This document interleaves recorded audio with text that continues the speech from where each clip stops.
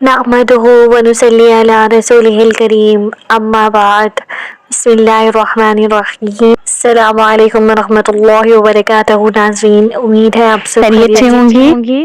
سامعین، آج کی اس ویڈیو میں میں آپ کے ساتھ حضرت ابراہیم علیہ السلام کا قصہ شیئر کرنے جا رہی ہوں۔ اس سے پہلے میں نے حضرت صالح علیہ السلام کا قصہ آپ کے ساتھ شیئر کیا تھا، جس کا لنک میں ویڈیو کی ڈسکرپشن میں دے دوں گی، آپ ضرور دیکھیے۔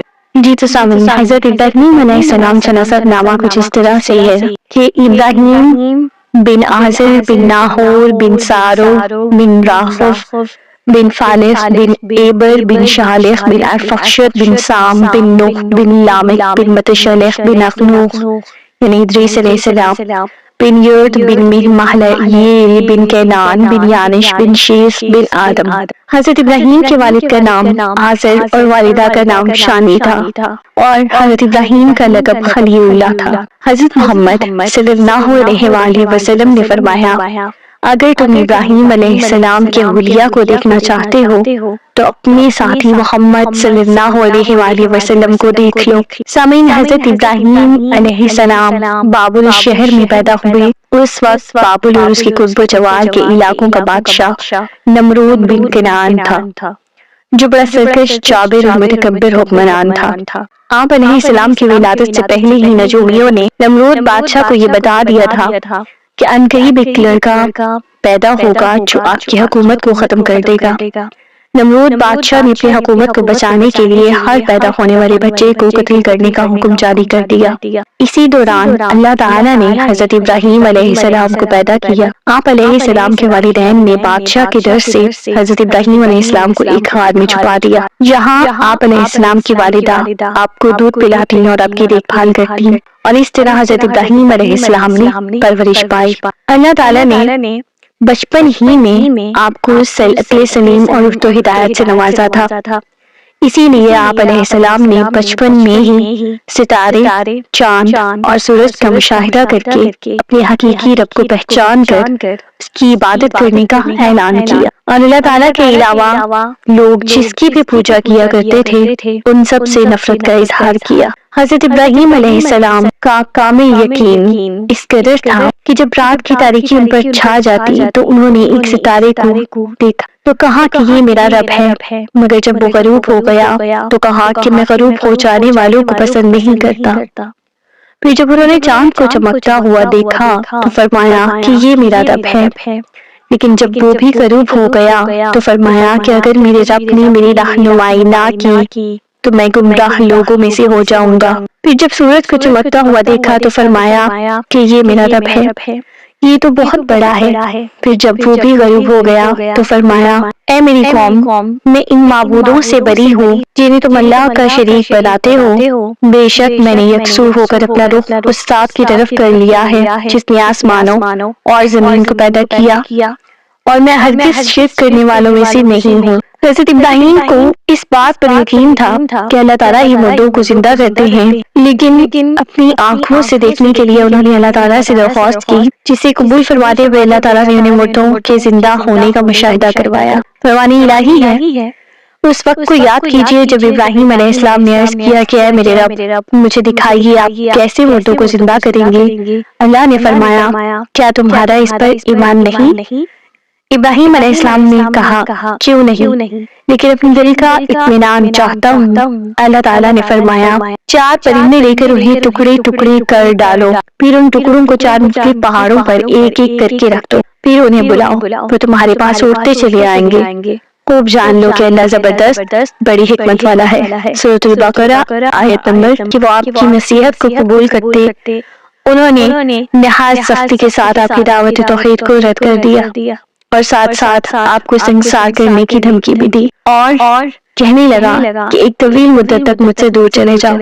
حضرت ابراہیم علیہ السلام کے والد نے دعوت تبلیغ کو قبول کرنے کی بجائے آپ کے ساتھ بڑا سخت رویہ اختیار کیا، لیکن پھر بھی آپ نے ان کے اس رویے پر صبر و تحمل اور ادب کا مظاہرہ کیا۔ حضرت ابراہیم علیہ السلام اپنے وعدے کے مطابق اپنے والد کے لیے اس وقت تک دعائے استغفار کرتے رہے جب تک کہ اللہ تعالیٰ نے آپ علیہ السلام کو مشرکین کے لیے دعائے استغفار کرنے سے منع نہیں کیا۔ حضرت ابراہیم علیہ السلام نے اللہ رب العزت کی طرف سے عین الیقین ملنے کے بعد اپنی پوری قوم کو اللہ تعالیٰ کی توحید کی دعوت پیش کی، مگر قوم بتوں کی عبادت پر جمی ہوئی تھی۔ انہوں نے حضرت ابراہیم علیہ السلام کی دعوت کو ماننے سے انکار کرتے ہوئے آپ علیہ السلام سے جھگڑنا شروع کر دیا۔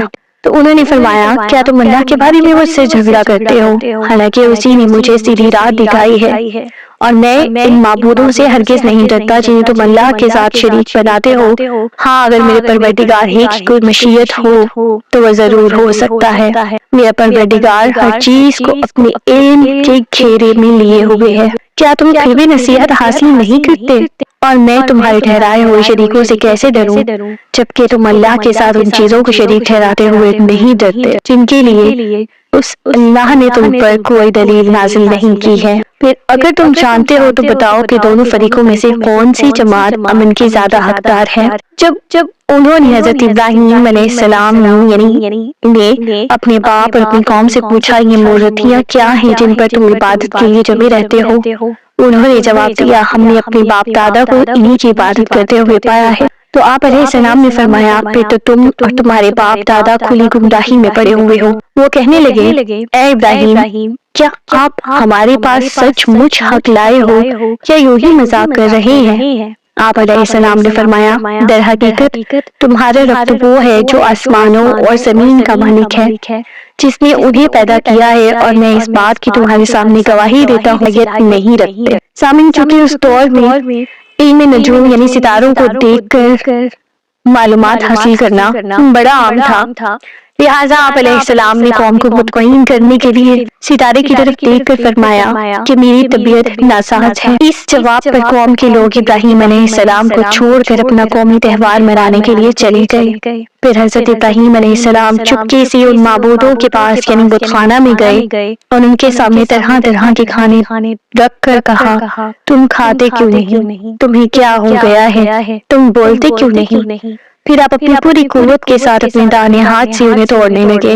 پس حضرت ابراہیم علیہ السلام نے بڑے بت کو چھوڑ کر باقی تمام بتوں کو ٹکڑے ٹکڑے کر دیا تاکہ وہ اسی بڑے بت کی طرف قوم جب واپس آئے تو بڑے بت سے باز گشت کرے۔ اپنے معبودوں کو پاش پاش دیکھ کر قوم مشتعل ہو گئی اور غصے میں آ گئی اور کہنے لگے کہ کس نے ہمارے معبودوں کی توہین کی ہے۔ ان میں سے جن لوگوں نے حضرت ابراہیم علیہ السلام کے خلاف کارروائی کرنے کی قسم کھائی تھی، انہوں نے کہا کہ یہ کارروائی حضرت ابراہیم کی ہو سکتی ہے کیونکہ وہ ہمارے معبودوں کا دشمن ہے۔ تو بعض لوگوں نے کہا کہ ہم نے ایک نوجوان کو ان کا تذکرہ کرتے ہوئے سنا تھا جسے ابراہیم کہا جاتا ہے۔ سب نے کہا، اچھا اسے پکڑ کر لوگوں کی نگاہوں کے سامنے لاؤ تاکہ سب لوگ اسے دیکھیں۔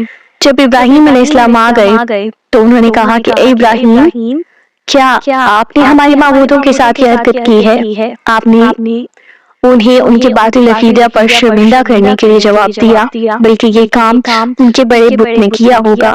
اگر یہ بت بول سکتے ہیں تو ان سے پوچھ لو۔ یہ سن کر وہ اپنے دلوں میں حق کے قائل ہو گئے اور دل میں کہنے لگے، در حقیقت تم ہی ظالم ہو۔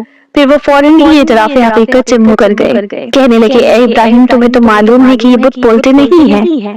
حضرت ابراہیم علیہ السلام نے کہا، کیا تم اللہ کے علاوہ ایسی چیزوں کی عبادت کرتے ہو جو نہ تو تمہیں نفع پہنچا سکتی ہے اور نہ ہی نقصان؟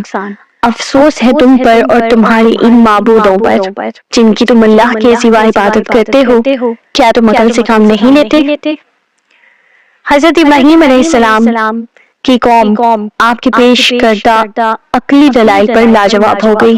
اس طرح قوم ابراہیم نے آپس میں یہ طے کر لیا کہ اب ابراہیم علیہ السلام کو خاموش کرنے کی ایک ہی صورت ہے کہ ہم انہیں بھڑکتی ہوئی آگ میں ڈال کر جلا دیں تاکہ دنیا کے لوگ ان کی بے بسی کا نظارہ اپنی آنکھوں سے دیکھ لیں، اور ہر شخص کو معلوم ہو جائے کہ جو بھی ہمارے معبودوں کی توہین کرے گا ہم اسے اسی طرح دردناک سزا دیں گے۔ حضرت ابراہیم علیہ السلام کو نظر آتش کرنے کے لیے ایک عرصے تک قوم ایندھن جمع کرتی رہی۔ جب ایندھن جمع ہو گیا تو اسے آگ لگا دی۔ جب آگ سے بڑے بڑے شعلے بلند ہونے لگے تو حضرت اللہ سبحانہ و تعالی نے آگ کو فوراً حکم دیا کہ اے آگ ابراہیم علیہ السلام کے لیے سکون اور سلامتی والی بن جا۔ آگ اللہ تعالیٰ کے حکم کی تعمیل کرتے ہوئے فوراً حضرت ابراہیم علیہ السلام کے لیے سکون اور سلامتی والی بن گئی۔ اس طرح اللہ تعالیٰ نے حضرت ابراہیم علیہ السلام کی حفاظت فرمائی اور آپ علیہ السلام کے خلاف قوم کی تیار کردہ سازش کو ناکام بنا دیا۔ حضرت ابراہیم علیہ السلام نے آگ میں ڈالے جانے سے پہلے یہ کلمات پڑھے تھے، حسبنا اللہ و نعم الوکیل۔ غزوہ احد اور غزوہ خندق کے موقع پر آپ صلی اللہ علیہ وآلہ وسلم کو جب دشمنوں نے دھمکی دی کہ تمام لوگ آپ صلی اللہ علیہ وآلہ وسلم کے خلاف جمع ہو چکی ہیں، تو آپ نبی کریم صلی اللہ علیہ وآلہ وسلم نے بھی یہی کلمات پڑھے تھے اور صحابہ رضی اللہ تعالی علیہم اجمعین کو بھی یہی پڑھنے کی تلقین کی۔ سامعین، جب انسان کسی بھی مشکل میں پھنس جائے تو مندرجہ بالا کلمات پڑھے، اللہ تعالیٰ کے فضل و کرم سے اسے اس مصیبت سے چھٹکارا مل جائے گا۔ جب حضرت ابراہیم علیہ السلام کو اللہ تعالیٰ نے قوم کی سازش سے بچا لیا تو نمرود بادشاہ کو اس بارے میں ہے تو اسی سورج کو مغرب سے نکال کر دکھا دیا۔ آپ علیہ السلام کو اللہ تعالیٰ پر بڑا اعتماد تھا کہ اللہ تعالیٰ ہی تمام لوگوں کو کھانے پینے کی اشیاء فراہم کرتے ہیں اور بیمار ہونے پر انہیں شفا دیا کرتے ہیں، لہٰذا اپنے گھر کی قریب آ کر گھر والوں کو مطمئن کرنے کے لیے جن بوروں میں کھانے پینے کی اشیاء لانی تھی ان میں مٹی بھر لی اور گھر میں رکھ کر خود سو گئے۔ اللہ تعالیٰ نے اس مٹی کو بطور معجزہ خلا میں تبدیل کر دیا۔ آپ علیہ السلام کی زوجہ محترمہ حضرت سارہ رضی اللہ تعالی عنہا جیسے ہی ان بوروں کے پاس گئیں تو انہیں عمدہ قسم کے غلے سے بھرا ہوا پایا۔ انہوں نے وہاں سے غلہ لے کر کھانا تیار کیا۔ جب آپ علیہ السلام بیدار ہوئے تو کھانا تیار ہو چکا تھا جو آپ علیہ السلام کے سامنے پیش کر دیا گیا۔ آپ علیہ السلام نے حضرت سارہ رضی اللہ تعالیٰ عنہ سے پوچھا یہ کھانا کہاں سے آیا ہے؟ حضرت سارہ رضی اللہ تعالیٰ عنہ نے جواب دیا جو غلہ آپ لائے ہیں میں نے اسی سے یہ کھانا تیار کیا ہے۔ تو آپ علیہ السلام فوراً سمجھ گئے کہ اللہ تعالیٰ نے معجزانہ طور پر مٹی کو غلہ میں تبدیل کر دیا ہے۔ سامعین، نمرود ایک ظالم، جابر اور متکبر بادشاہ تھا جس نے اللہ تعالیٰ کا بندہ بننے کے بجائے اپنے آپ کو رب کہلوانا علیہ السلام پیدا ہوئے۔ ان کے بعد آپ حضرت ابراہیم علیہ السلام کی پہلی بیوی حضرت سارہ رضی اللہ تعالیٰ عنہ سے حضرت اسحاق علیہ السلام پیدا ہوئے۔ حضرت سارہ رضی اللہ تعالیٰ عنہ کی وفات کے بعد آپ علیہ السلام اور اگر آپ میرے چینل پر نہیں ہوئے تو میرے چینل کو سبسکرائب کیجیے، میری ویڈیوز کو لائک کیجیے تاکہ مزید آپ کے لیے اس سے بہتر اور اچھی ویڈیوز بنا سکوں اور لا سکوں۔ اور جزاک اللہ۔